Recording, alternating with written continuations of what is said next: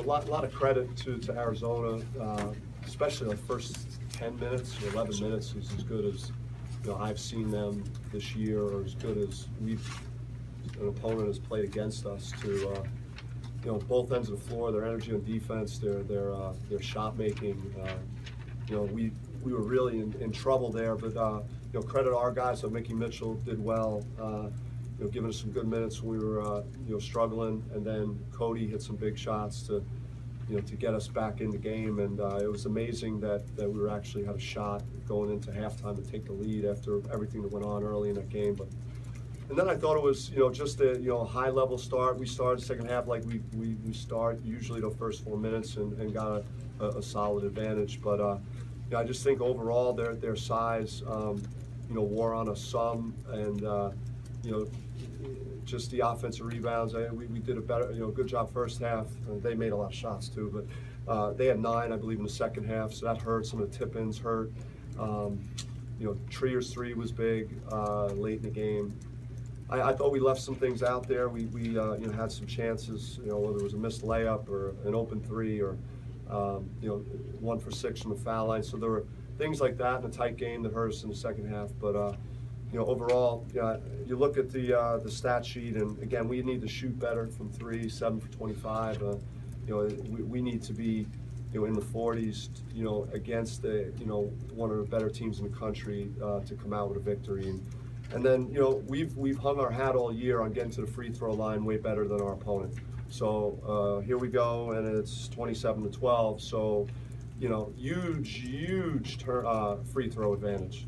Especially on the road, to for a team to outshoot a team that in the conference play, led the country in free throw differential with their opponents. So it's something that we got to do a better job of getting ourselves to the line, or at least making it more balanced and a little more even with our opponent. I think I covered everything. Maybe there might be something else someone might want to ask.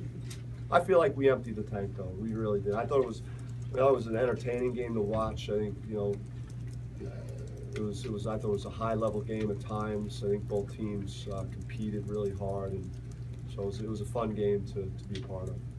How limiting was your foul trouble in the second half? What's that? How limiting was your foul trouble? Yeah, I mean, a lot of guys had 4. Key guys had 4. Mello, I had to leave for a long time.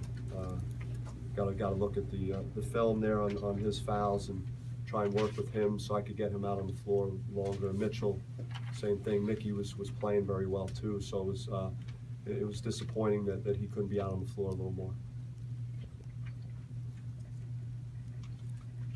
Coach, you guys had trouble early on in the game. What do you think they were doing that caused you guys to get off to a tough start? I mean, they have high-level players, and they they're very energized on defense. We didn't get off to a good start scoring it. Right away it was 9-2, 11-2, and so we were just backs against the wall right away out of the shoot. We turned it over too many times. We usually don't turn it over like we did today, especially in the first half. I believe we had 8 at halftime, but a lot of those were early in the game and gave them some confidence. But they, a bunch of different guys had scored for them, and got games going early on offense. Sorry if you addressed this. I came in a little bit late, but how do you simulate someone like DeAndre Ayton in practice? Well, it's not. None of my walk-ons could do that. He's just he's a special player. And the more after competing against him twice, I mean, he may be the best big that I've seen in college. As a player and as a coach. In terms of his future and his upside, and he's just scratching the surface of what he'll be. It's hard to imagine what he'll be, but he can step away and hit the jump shot. He doesn't get that tired either. We kind of had him on the perimeter, running him around on ball screens, and think it might be easier for our guards to go by, but he holds his own away from the basket on defense, and we can't push him away. He's kind of going over and getting the tip in. So he's got such a great future, obviously. Coach, you mentioned their size, obviously. White and Lake did a pretty good job defending tonight. Do you just need more depth or more players like that? I mean, if you'd have told me coming in here that, you know, that Cody, you know, had the game that he had and that we won the paint 40-30, I mean, I figured I'd come in here with a big smile on my face. You know, but that's not the case. You know, they murdered us at the free throw line.